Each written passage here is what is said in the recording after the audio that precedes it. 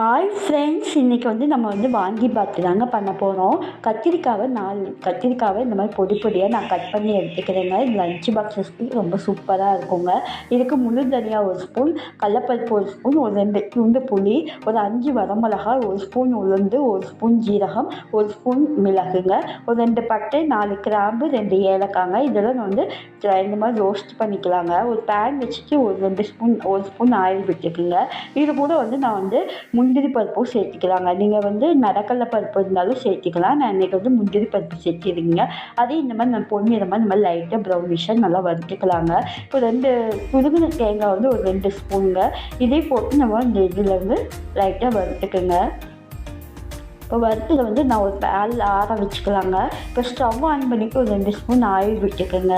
Oil நல்லா heat ஆகணும். கடுகு, உளுந்தம் பருப்பு இதெல்லாம் நம்ம தாளிச்சிக்கலாங்க.